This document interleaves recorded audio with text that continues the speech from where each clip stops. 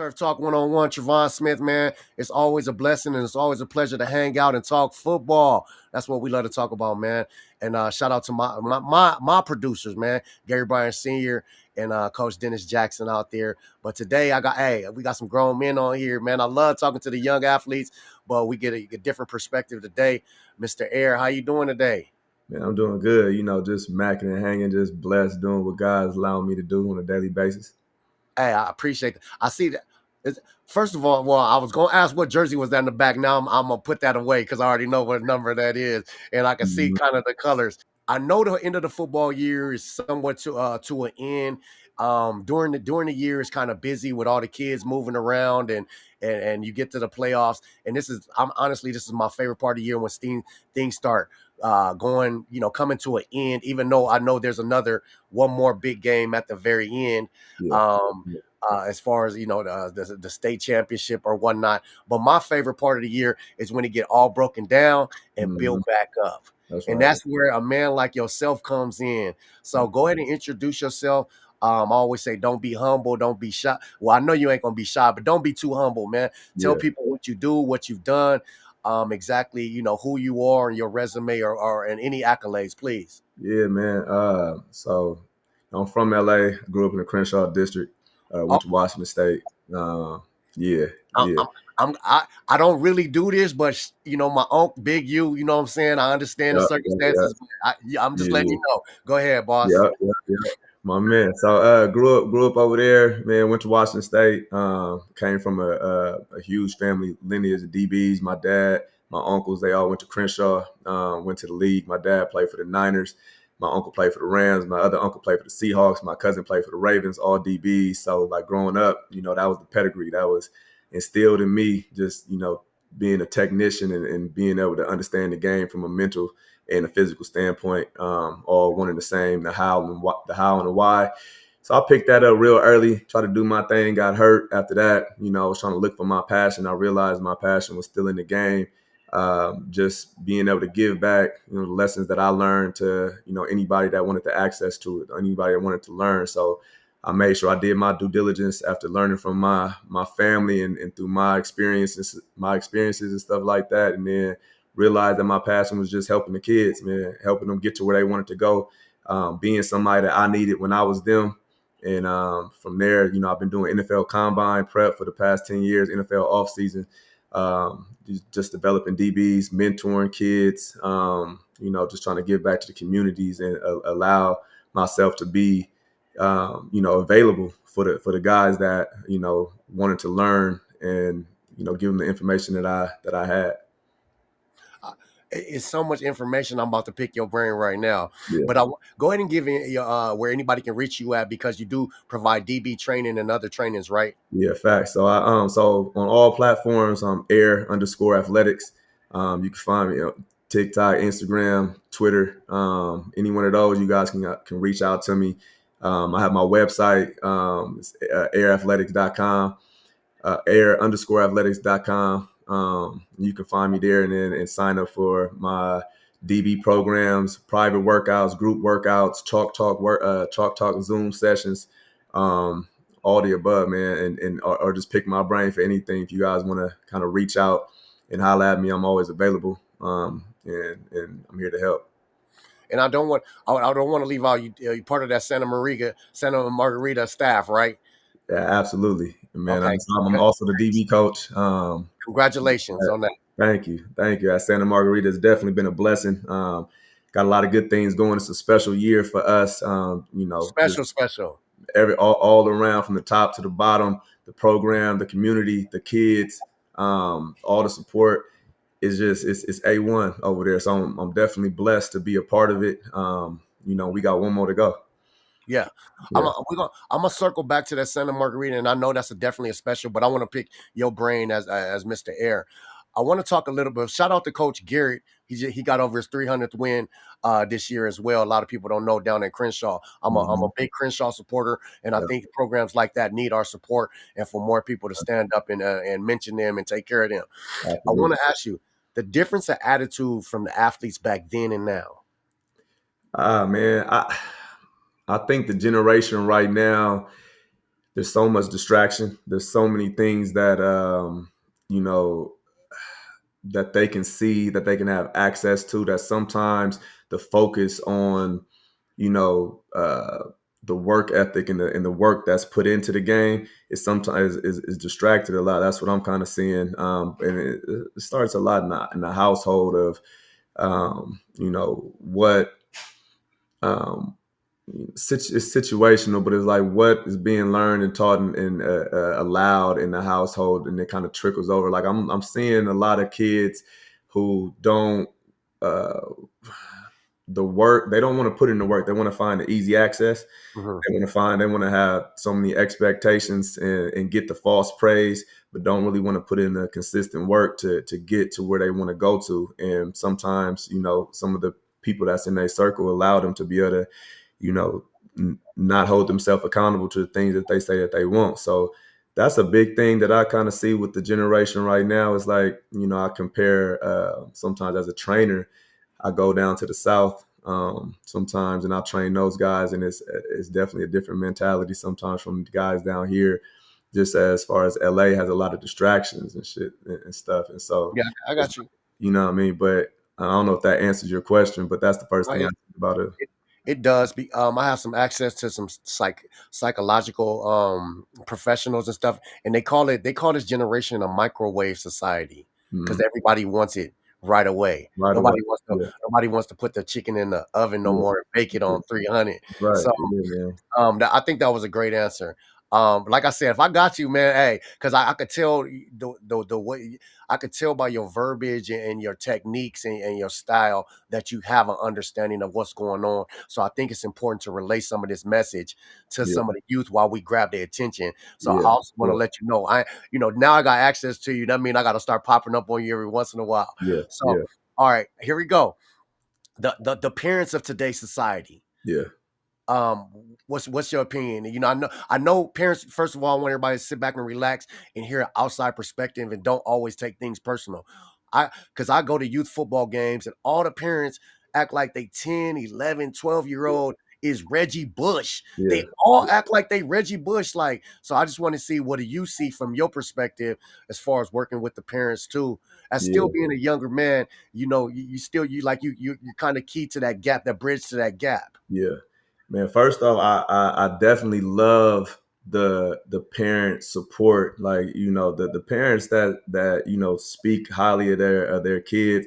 I think a parent is supposed to do that, but I think the lack of it is sometimes the enabling of some of the false praise and not holding them accountable and keeping a standard of you know, their integrity. And what they're doing behind the scenes to be able to, you know, get to where they want to go, and being hard on them, you know, sometimes tough love. I think sometimes they enable them to obtain the false praise and think that they're better than what they are, or they deserve more than what they have, by not putting in the work, or that they should just expect it. And the kid takes that to heart, you know, when a parent kind of pushes and praises them too much, but doesn't like push them to put in the work and understand that, you know, sometimes you're gonna fail and sometimes you're gonna have adversity, and being able to help them through that mental toughness, that phase, because a lot of the kids don't have that mental toughness. They don't understand what it is to make a mistake or fail. They just think that, you know, that doesn't happen, and Yeah. they know how to work through that. They don't know how to work through tough love, or when they get to, you know, certain stages of their life, and coaches who are hard on them and they just want to quit. If the things are not going their way, they want to pack up and transfer, or they want to go to a different school, whatever it is. You know, they Or don't know the or you over. don't know what you're talking about, or you ain't the guy that you think you are, right? Or Yeah, I yeah, you know, apologize, you're not the coach that you think you are. right. And so, you know, it's a lot of you know, counterproductive, but it's like argumentative, you know, perspective. Whereas, who are you and what have you done? Whatever it is, like, you know, it's not, you know, a lot of the kids. Not, I don't want to say a lot of them, but sometimes when you have that household, it's hard for those kids to be Okay. coachable, and then it becomes a detriment to, you know, their situation when they end up getting into some adverse moments. Hey, Turf Talk 101. If you're just tuning in, we got Mr. Aire here, DB specialist, coach, mentor, also Santa Margarita, DB coach. Um, you gonna have to go back and rewind this and show this to your kids because this is definitely something. I want to jump right in. I only want to got a couple more questions before we start talking about your year at hand. I want to talk a little bit about what's your opinion on 7-on-7, the benefits of it, and Yeah, not the not so much benefits of it. Just yeah, as a coach that teaches DBs, because I yeah, think it actually benefits DBs. yeah. There's definitely a benefit to it, but again, it's just like the things that we've been talking about. It, for 7-on-7, people want to do 7-on-7 for the exposure. The issue is that they don't understand that there needs to be preparation before you can get the exposure, or else you're gonna end up getting yourself exposed. And Okay. so, you know what I'm saying? So that's where I feel like 7-on-7 becomes a blur of, it's a lack of development because there's no real loyalty or chemistry there, right? You got all these kids that are just looking for the next best thing to get themselves exposed for their recruiting platform, which, when I talk to a lot of scouts and a lot of coaches, a lot of them don't really care about the 7-on-7. So it's not Yes. as, it's not as beneficial to the recruiting perspective as they think, but it does help. It does give them a platform to have some film and have a competitive platform to go against these other highly ranked players and whatnot. But the issue that I have is that you create an opportunity to have lack of development because 7-on-7 is in the off season, right? So now a lot of the kids' time is taken up by doing 7-on-7 because they want the exposure, but they forget to go and train and develop your skill set, develop your skill set, go run track, go get bigger, stronger, faster, work on your technique, and then prepare yourself to go to that 7-on-7 platform and then put yourself in the best position to be as successful as you want in that recruiting phase or to prepare you for the next level that you're trying to go to. I think that's the only that's my if I have any issue with 7-on-7, but it's a lot of teams they lack chemistry. Defensively, it's a lot harder because you got 7-on-7 offenses that are tearing apart your defense, but they don't understand. They don't understand how to articulate and comprehend and how to manipulate the offenses on defense because they have no chemistry. You have a guy that's here this week that's learning, that's practicing together, but then next week he won't be with you.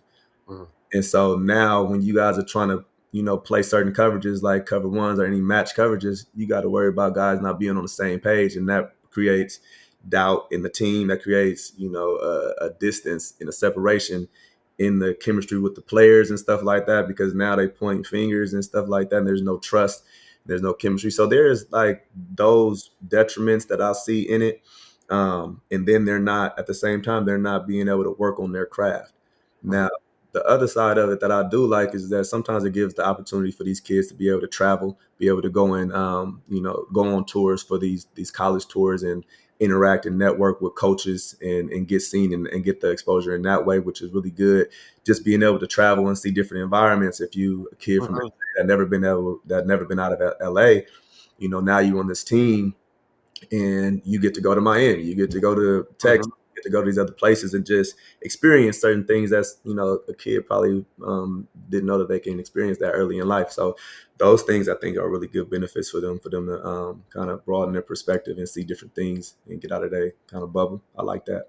I like that aspect what you just said because I mean, in different areas, there's a lot of kids that get to see a lot of things, but a lot of people forget in certain in areas, in the urban areas, they don't get to get out them neighborhoods Mhm. or them Yeah, hoods, So they stuck there. So when they get on 7-on-7, they get to go to the nice neighborhoods, and it yeah, kind of builds their dream or yeah, their facts. their desire up a little bit.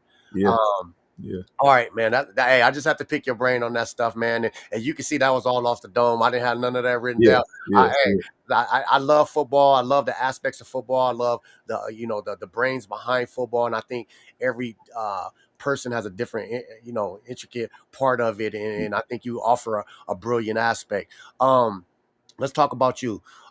When a kid comes to you, when he leaves you, what's some things that you try to I don't want to say when he leaves you, when mhm, he starts, like, hey, you've transitioned, like, yeah, Daniel son, you've got it now. yeah, What's yeah. some aspects that are intangibles that you have to install in them when they come to you from A to when they start the journey with you? What's some things you want to get out of them? Being able to articulate the how and why. Okay. That's the biggest thing for me. I always articulate that anybody can teach you the what, they can tell you what to do, but you need, in order to be great, you need to have consistency. In order to have the consistency, you have to fully comprehend the how and why. So when I'm teaching and I'm articulating my detail to my guys, whether it's in press coverage or any technique, I need to make sure that I'm prepared to articulate that how and why. What's your responsibility in press coverage to maintain your leverage? Meaning, your alignment is a yard off inside shade. How do I maintain that inside shade leverage? It's not just stay inside, like a coach would say, stay inside, stay inside. Why? It's with the why. Yeah, Yeah. yeah. Why, and it's the how. How do I stay inside? How do I maintain this leverage? Not just stay inside, but how do I maintain it? Now it gets broken down into I maintain my leverage by pushing lateral. How do I push lateral? I gotta have a good stance with a good base. My base needs to be outside shoulder width apart. If my base is too tight or too wide, I don't have the pressure or the load in my quad to be able to push lateral to maintain my base. Right. So when I compromise my base here, and then I try to push lateral, or a receiver gives me a rocker step and I push, I'm going to hop. Then I cannot stay square.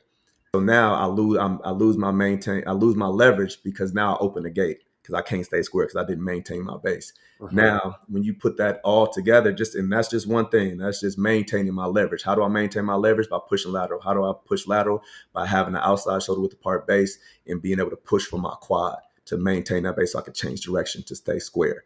Now, when I'm playing press coverage against Justin Jefferson and he breaks me off and I end up hopping and I'm chasing, now I understand why. So the probability of me doing that a second time and third time wrong, I watched the film, I see my base was too tight. Now I know, shit, I got to get my base needs to be wider. I got to push from my quad. Now the probability of me now staying square on the next rep is a little bit higher. Now, the only people who don't get beat, because you're going to get beat by Justin Jefferson or the Grace at some point. The only people who don't get beat are the ones who don't play. And so you got to fully comprehend and understand why I got beat. Hmm. And so when I'm teaching my guys anything, I'm making sure that one, I'm being able to articulate it so that they can comprehend it, and then I need them to reiterate it to me.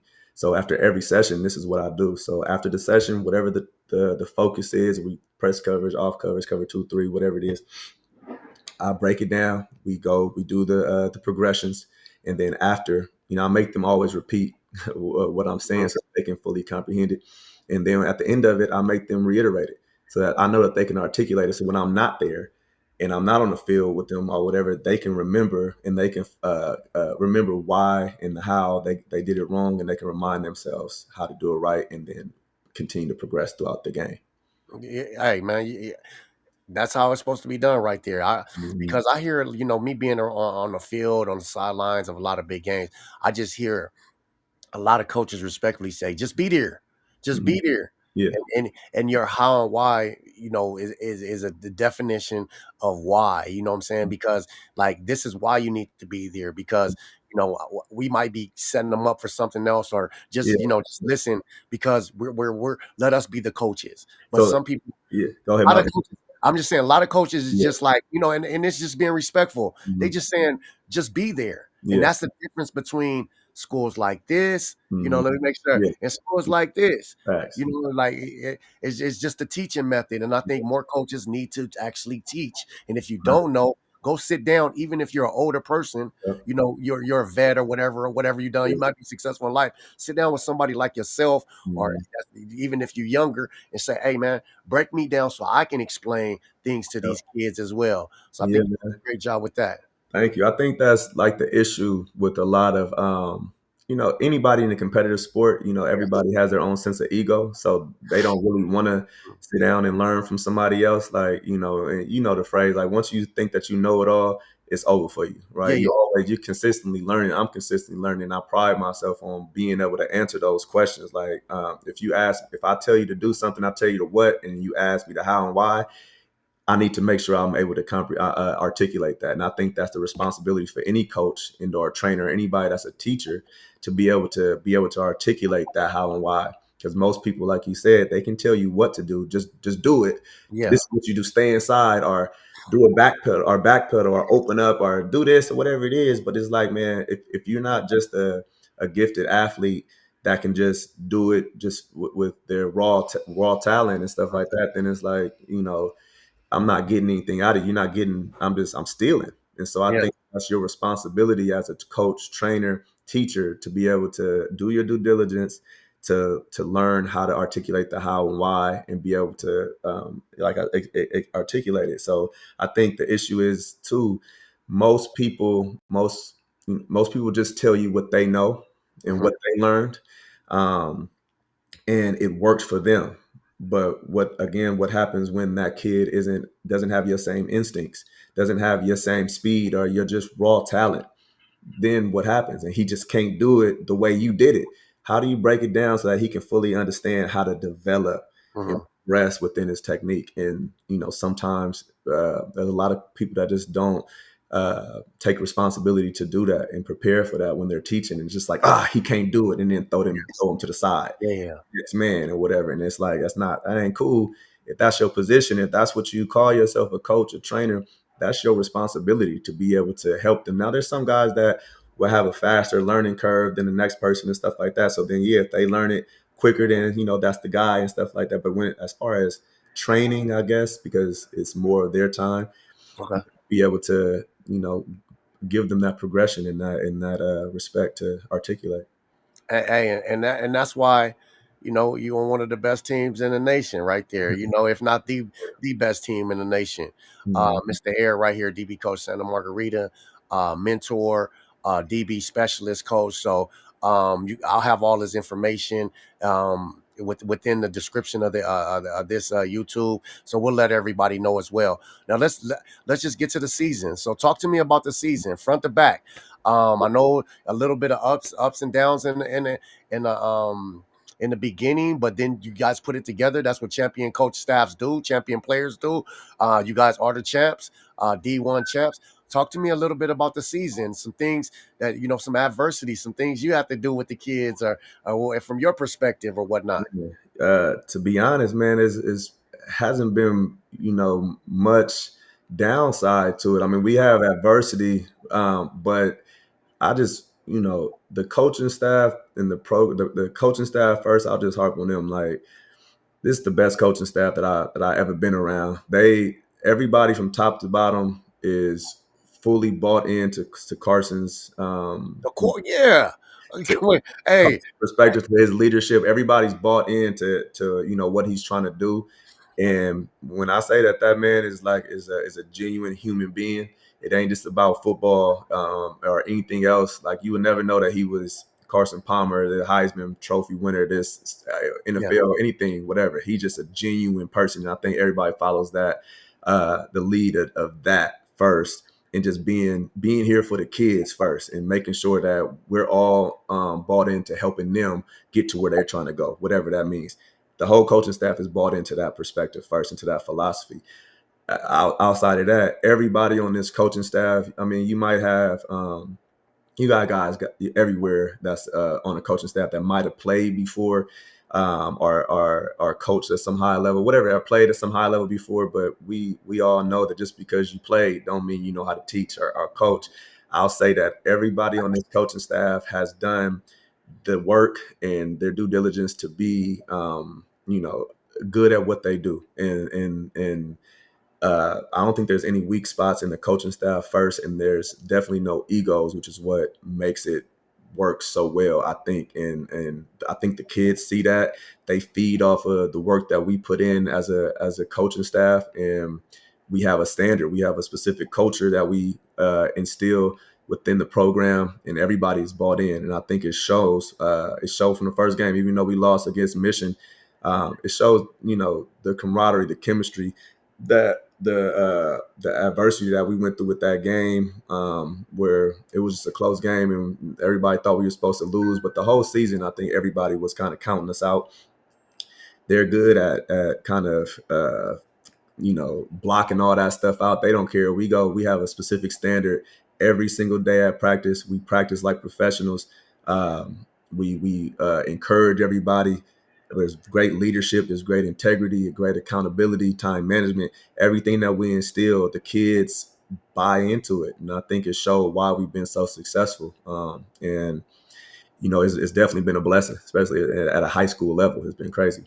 Yeah, I definitely think you guys are gonna be something to reckon with for the next amount of years. I don't want to know. I don't know how many amount of years, but for the next amount of years, people gonna have to say, okay, we got to go through them at some point. Yeah, So, yeah, man, I appreciate you, man. I hope you keep that some kind of line open for me to tap in yeah, with you here and there, because I think it's a lot more knowledge and a lot more information that you're able to spread yeah. throughout these platforms. So hey, Mr. Aire, we appreciate you once again.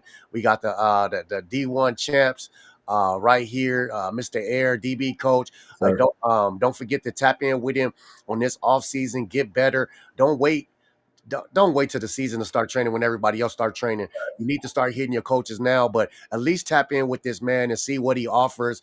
What areas he might help out or whatnot, or even if you can get him on a Zoom or phone call, he can help you out, do something. But hey, we appreciate you hanging out with Turf Talk, man. Continue blessings, continue success, and keep doing what you're doing, because you're a very knowledgeable, saying man. And I honestly think genuinely you out there to help the community, and that's always a great thing. Yes, sir, man. Appreciate it. Appreciate you taking the time and reaching out to me and getting me on this line. Definitely a blessing and appreciative of it. Just another couple a word to the youth and to everybody, like within this football game. Raw talent can get you to the league, but technique will keep you there. So, like you said, don't wait. If this is what you want to do, find somebody that can be able to articulate the how and why. Pick their brain and put in the work, and let them help you get to where you're trying to go. And we'll have all your information in the description. So like I said, we'll tap in, man. But continue to everything. Good luck with the next game, and Yes, sir. and keep us posted, man. But appreciate you and keep it up, man. Most def. Appreciate it. All right, man. Good looking. Yes, sir. Thank you.